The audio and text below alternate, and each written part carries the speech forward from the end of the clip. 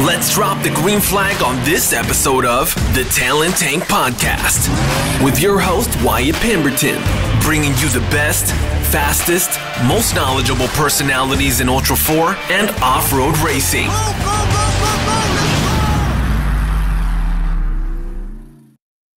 Here we are, King of the Hammers 2020, sitting down with last year, the 2019 winner of the T1 race. We've got Luke McMillin with us and his much handsomer older brother, Dan McMillin. Thank you. Welcome, guys. Yeah, thanks for having us. Man, such short notice to get you guys on. Luckily, we have this amazing common friendship with a guy named Caleb Norman, who is behind the camera over there. For sure, yeah, no, Caleb's awesome, and we really appreciate him throwing this out to us, and cool opportunity to sit down and talk to you about off-road racing. And you guys just had an amazing video just drop last week. Yeah, some guy named Caleb Norman put it together. He's right there. Yeah, that guy right there. Did. Him and his team did a great job, and along with Caleb and his team, we had Daniel Scheckelberg who does a lot of still photos for us. He did a fantastic job. But just the whole team on both still and video did a fantastic job, and I just can't thank them enough for all their hard work and all the hours waiting around for us to get the trucks ready to go testing, and all the things we had to change on the trucks to get them here. Thank you to those guys. It was showcasing four-wheel parts for WP. Yeah. And showcasing your truck and Dan's new truck, right?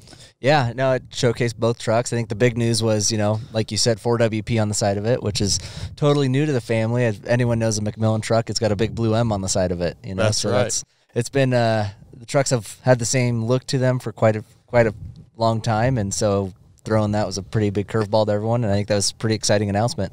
It's a very sexy livery.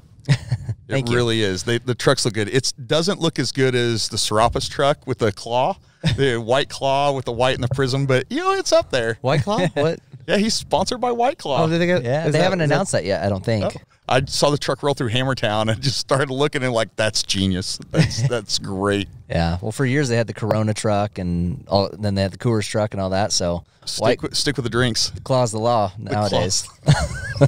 Right, it is.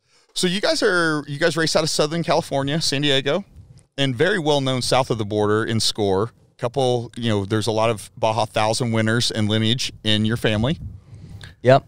And you guys are each third-generation racers? Yep, third generation. Corky grandpa? Corky, the grandpa, the top of the food chain, and then Mark and Scott, which Mark is our dad, Scott's our uncle.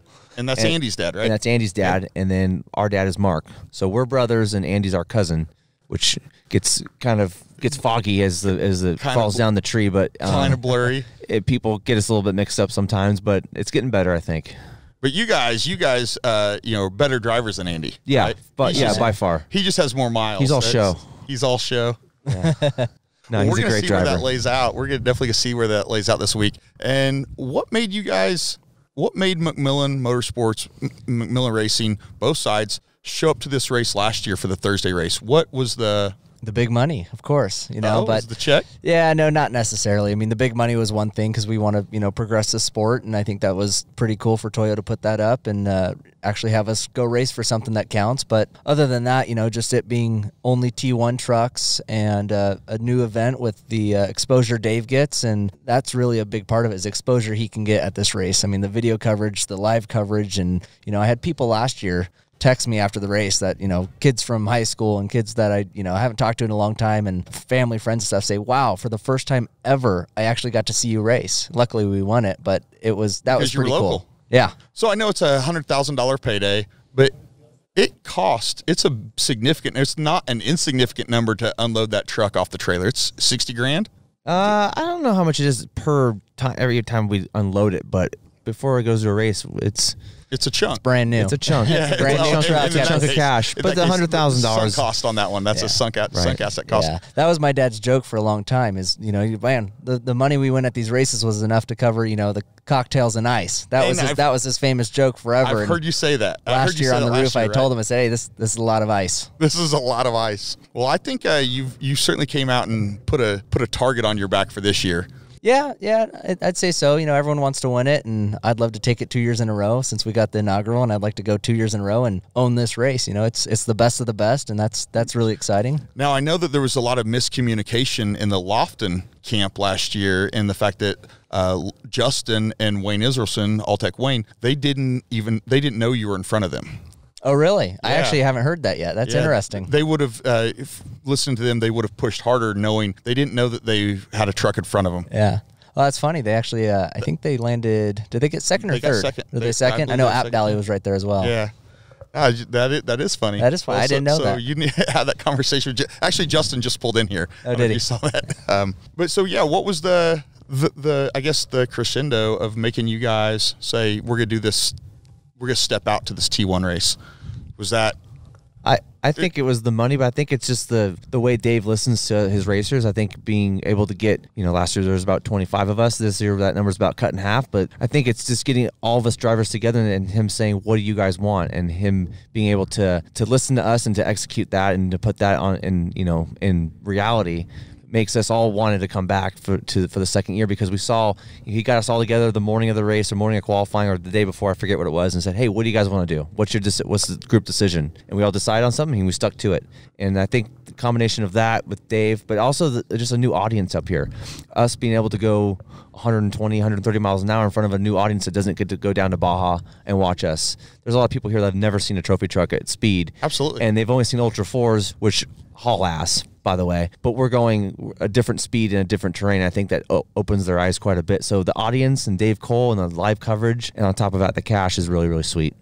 What I see is it is the best of the best from the T1 world. You guys are, if this Thursday is 14 guys, it is the best of the best. It is, absolutely. As we were talking to Fish Farner earlier, Fish Dude said of the guys that are here, they've all won events in the last 3 years. They are all contenders. There's no dark horses in the field. It could be anyone's race at any time. No one wants to show up to a race where they're a shoe-in, right? You want competition because you want bragging rights at the end that I beat the best of the best. I am the best of the best, like you were last year. Yeah, absolutely. No, that the best of the best are here. We enter races where there's 40 trophy trucks. Wow, there's 50 or 60, and I could pick out probably the 10 guys that are probably going to win. And those names consist of McCachran, Menzies, Cameron Steele, and my brother and my cousin. And so, yeah, it's absolutely the best of the best. If Jason Voss is in the mix or Justin Lofton's in the mix, which we do have Lofton here. We do have Lofton. Yeah. I do think that there's two more guys to sweeten the deal. I think Jason Voss and Robbie Gordon here would be really, really sweet. Just because when Robbie shows up, it's just a circus. He puts on a great show. He puts on a great show. He comes by, he screams. That thing just is so loud. It's a great show for about 20 miles. It's a great show for about half a lap. But I think getting Jason Voss out here would be really, really nice, and that would make us an ultimate race for the T1 championship. I think this crowd would do very well by seeing the Voss livery show up on the lake bed. I think so too. And do what it does. They've been the people to beat stateside racing, and now you go to Mexico, and he's had a lot of success in the other seat and also driving south of the border. So that's been pretty cool to see Voss have success there too. But they're stateside racers, right? Absolutely. Jason Voss, his entire team is very unique. They're different than a lot of us, and they're from Northern California, and they kind of stay up there. They're in their own world kind of and keep to themselves. They show up to races, and they're heavy hitters for sure. Yeah. So McMillin out here on the lake bed, you guys bring it all. You guys, what day did you guys get here? We came up last Thursday night because the course opened last Thursday. Pre-run Friday and Saturday. Went home Saturday night, watched the Super Bowl, right, and then came back up Monday morning, bright and early. Pre-ran Monday, Tuesday, and now we're here on Wednesday, getting ready to race tomorrow. And you feel good about the course? I do feel good. I think it's not a lot of lines. Dave keeps a tight ship up here. There's no real creativity. There is some creativity out there, but I think knowing the course and knowing those rises that you can't see and all those hidden rocks, I think you just got to know where those are at and be patient. I think we've got great tires. I think our tires are going to be really good for this race. It's super rocky. It is so rocky. Last year was rocky, and I think Dave might have heard that. Oh, it was a good race, but it was easy. It wasn't that hard. Well, he's going to go backwards this year, so we're going back up some big hills, and it's just nasty. He has the ability to do that. He and JT Taylor and company designing the course. Yeah, they have the ability to eke that out. Hopefully, the UTV race that was earlier in the week. I think next year they'll really have it in for the UTV guys because they came back in 4 hours, and that was a little bit too fast. Right. No, I think that for sure that's what Dave does. He wants to push the envelope on how tough the race can be, and he definitely stepped it up this year, no doubt. So do you believe, looking at the course now and technology and where technology is now, does this course favor the all-wheel drive trucks? Because one of you has one and one of you doesn't. Yeah, I'm in the two-wheel drive. There's no doubt the four-wheel drives are faster. I've driven them, and the biggest thing is the reliability, and that's really one of the key element to any desert races. Anyone can get behind the wheel and put their foot down and go fast. The all-wheel drives are very fast, but they have twice as many parts to brake, and that's one thing to keep in mind. And the two-wheel drives have developed over the last few years into being very proven vehicles, so we can push them. So there's no doubt if we're going to keep up in a two-wheel drive, we're going to be on the gas all day. And Luke says this, and we all full know well, he has an all-wheel drive truck coming. He has one ordered. It is coming. So you've done the cost-benefit analysis in your head, at least at a bare minimum. There's no cost-benefit analysis in this sport. No. The cost and the money and what we're spending makes zero sense, and you know that, Wyatt. Come on. I mean, I guess I should rephrase it. We joke about how much the prize money pays for just our cocktails and our ice, but it's a lot of cocktails after the race. I should have rephrased it as the compromise cost in there. So you have to make some compromises in a four-wheel drive and compromises in a two-wheel drive. And you've done the analysis to say, I'm okay with those compromises that the four-wheel drive is going to, it is more, it's faster, but it's a lot more complicated. There's a lot more things that could break. There's a lot more things that could go wrong. So you guys have obviously done the benefit analysis in your head of, okay, I'm cool with that. Yep. I'm taking that. Absolutely. And that goes all the way down to the route, all the way down to the team and the guys prepping it in the shop and the team you have behind you to help develop those trucks. And I think we had the right team on our side to really make them work and step it up, not just one step up, but two. So has that changed the prep in the shop, guys, having to learn new things and learn how to prep the truck in this fashion and learn the way it wears out differently? This is probably a Dan question even. I think the four-wheel drive wears differently. It definitely has more. I don't know if it wears differently. I think it just has more parts and it's just a whole different ball game. There's a lot more going on. You've got a T-case, a front diff. You've got everything's different about these trucks, even the wheels of the offsets and stuff. So we got great guys in our shop and they're learning it pretty quick. But I just think over time they're going to become faster. I think that time is in the next year or two, but I think we need to be ahead of that curve before everyone gets them. And technology came leaps and bounds since 2008, 2009, 2010 when this event really started hitting its strides to what we saw by 2015, where tech was, and now you guys, it's crossed over and it's bled over, and you guys have embraced and ran with it.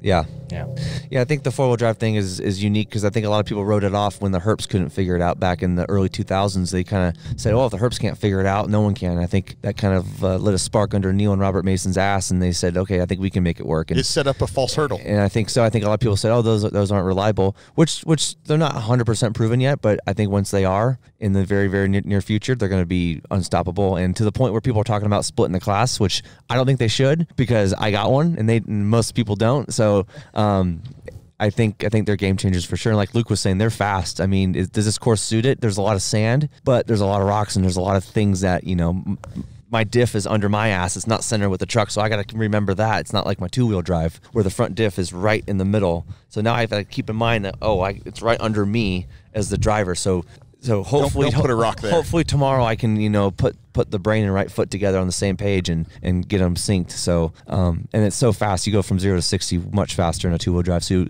your speed it's deceivingly fast is what it is. Well, I think you exactly are segueing into my next question for you is how much has your driving style evolved with the transition to this new I don't think my driving style has changed so much. I've always been pretty conservative and pretty easy on equipment. I think I'm just going faster. If you look at my GPS or the ground speed, I'm going faster. I just doesn't feel like it because the front's on the ground. The truck just stays on the ground. Planted on a two-wheel drive, when you're hauling ass, the hood dancing. The hood's coming up. The hood's lifting. I think the four-wheel drive, it's on the ground. So you're like, I don't think I'm going that fast. I'm doing probably 70. You look down, you're doing about 100. And I took it out for a lap yesterday, and I was like, I felt like I was cruising at like half throttle, and I was doing about 95, 100. So you just have to remember that you're going faster than it feels. So I think for me as a driver, I think it's going to be a good truck for me. No, I think for sure that him being consistent, like you said, and kind of mellowing it out a little bit is going to be a good combination with the all-wheel drive because it's already faster. You know, you got a guy like Menzies, you could put him in a go-kart and he's going to send it. I mean, that guy is just outright fast. He is. Two-wheel drive, four-wheel drive, no matter what, you know, it's just fast. But Dan's conservative, and I think that combined with the speed of the all-wheel drive is going to be deadly. But I think that's cool. You guys have grown up desert racing. I don't know that you even had, you know, being third generation racers. I don't think that you guys ever had a choice not to be desert racers. So it's certainly in your blood. But do you believe it's over all these years of all your racing, all your years, that it's finally culminated where your eyes and brain process that you've been able to play at the speed that you're able to play at? You can't just take a guy off the street and throw him in your truck and say, go 100 through these rocks. It just doesn't work that way. Yeah. You can't. I mean, but with the beauty of trophy truck racing is you know anyone can get in these things and go, but they can hurt themselves. And I think we're at a point in our racing career that people are seeing the speed and consistency and how, you know, not to toot our own horn, but the McMillins, how fast we really are and how smooth we really are. And I think people are seeing that. You know, we got new partners this year that we're excited about. So I think everything we've learned from the buggies to the trucks, two-wheel drives, going into the four-wheel drives, it's all building up into, I think, a pretty cool next few years where we're going to start dominating. Can we look forward to see you guys racing more here stateside? And I don't mean necessarily bringing your T1s up here, but is something in the 4400 class something that you see the McMillins? I watched some of those guys qualifying the other day. I don't think I can do that. Those guys are nuts. Those guys are flying. And I've seen some videos of the Campbells and Jason Shearer and these guys, and man, they're hitting these rocks so fast. I don't know if I could do it. I don't know if I could hang with them. I could probably do it, but I would want to win and I would want to do well, and it'd be fun. It'd be a hell of an experience. I don't know if I could do it. You don't know. Those guys are gnarly. Well, you did mention earlier that you have a fan base that's like, it's so cool to see you guys race stateside and be able to come up here and see people that you went to high school with, went to college with, and or recreate with, to them to be able to see you here and not have to go to Baja. I'm just telling you, I think you guys have the skill set and the mindset and the eyesight and the way the McMillin family attacks problems and attacks opportunities and attacks adversity, that it really looks like a good fit to see you guys branch out into this. And if you're already prepping four-wheel drives, your shop's already set up for it. Now it's just a matter of wrapping your head around crawling up. Yeah, I think for me personally, I think I'm pretty creative when it comes to making lines down in Baja, legal lines, let me mind that. But, you know, the creativity of what we can do down in Baja, I think maybe that might reflect more on me in the 4400 if I were to do it, just getting creative with the rocks. But I've seen, again, photos and videos, and I don't know, there's only one way to go most of those times. So I think for us, it might be an interesting learning curve, especially maybe taking some of the things we would learn from 4400 into the all-wheel drive eventually. But I think they're just so polar opposite. I don't know. That's an interesting question. No one's asked me if I've ever raced 4400 or if I ever would. Well, hey, we got a soundbite of it now. So yeah, maybe, I don't know. Maybe someone wants to rent me their 4400 to go beat up. Maybe Luke too. Maybe they got two of them.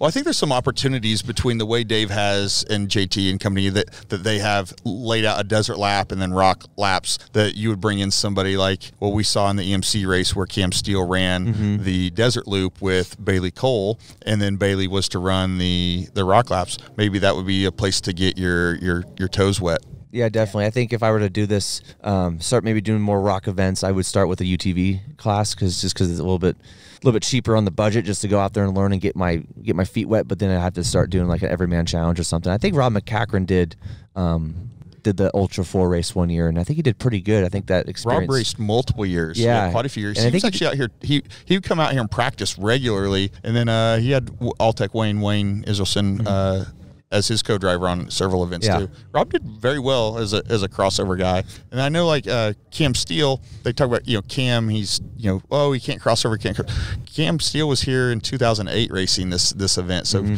Cameron, he has been involved in ULTRA4 and King of the Hammers all along, but he's known as a T1 guy. It's interesting. Well, did I cover everything we could fit in for you guys in this short little stint, or did Luke, you have any discussion about how the target on your back in two-wheel drive and how you are going to fiercely defend your that check that's yours? No, absolutely. I'm going to do my best. And like I said, I think it's just running a consistent lap and having no downtime, no flat tires is what's going to win it. All-wheel drive, two-wheel drive. When it comes down to it, you just got to have no issues and keep moving. Yeah. I look forward to seeing you in a 4-wheel drive. I really do. What's the timeline on this that? guy's going to be fast in a 4-wheel drive. I mean, it's already making me look better than I probably am. I mean, yesterday I was driving, I'm like, yeah, I feel like a badass for once in my life. But I think Luke's going to be real fast in his 4-wheel drive. I think like I've said 100 times already, they're just deceivingly fast, and you're going faster than you feel. And it could play mind games on you, but I think once you get past that, you realize how fast you're going. Then you're cruising it at race speed, and that's weird to think, but these things are so fast. It's a combination, I think, of the all-wheel drive, the mid-engine, and the big block. I mean, all three of those things make the truck, the balance of it and how it hits things and the speed. It's just it's a weapon. You said your driving style didn't change much, but I can still listen to you talk. I can tell that you've changed. Like your brain has made that. To keep my speed, I can kind of hug the inside and get back on it, and it's back up to speed a lot quicker than the 2-wheel drive. But I mean, I was pretty conservative in the 2-wheel drive, and I think that's going to be good in the 4-wheel drive. Absolutely. I don't know who my money's on for this race. Fish says it needs to be on your cousin. Well, yeah, he always says that. Well, hey, I didn't have an avenue to reach out to some T1 guys. Caleb Norman, thank you, Caleb, for setting this up. Guys, thank you for agreeing to come out and sit down on the Talent Tank and just kind of BS in general about what it means for you guys to come north of the border, I know you're based out of San Diego, but you guys predominantly race score, and to come out here on this Thursday for this Thursday event and be who you are, the best of the best, and go stand with the best of the best and race with the best of the best. Mm-hmm. And when the green flag drops, you guys are some of the best drivers in the world. We're going to find out who gets to take a check home like Luke did last year. Yeah. Yep. Hopefully it's Luke again. Did they give you the big check? Like they did. It got locked in a trailer the at bank the finish teller's line, face when Luke walked in the Bank of America with it. Perfect. Yeah. I'd like to check this, please, or cash this, please. Dan, I think you need to get one. That'd be nice. Or maybe we can just run a Xerox of it. We'll run a Xerox of Luke's and tape over. I would love a big check. I'd throw a big party. It wouldn't the check wouldn't cover it, but no. I think it would get us, halfway there. Well, thank you guys for coming on, and good luck in your races in the next day. I really appreciate you guys sitting down with me. Really appreciate you sitting down for here in Johnson Valley and talking about ULTRA4 racing. And thank you guys for bringing your trucks out to this race and laying it on the line and proving yourselves time and time again for bragging rights. For sure. Yeah. Thanks for having us. Appreciate it. Awesome. Good luck. Thank you. Good luck. Thank you. All right, we're out. Thank you for listening and taking a dive into the Talent Tank. Please like and subscribe on Instagram @The Talent Tank or our website, thetalenttank.com.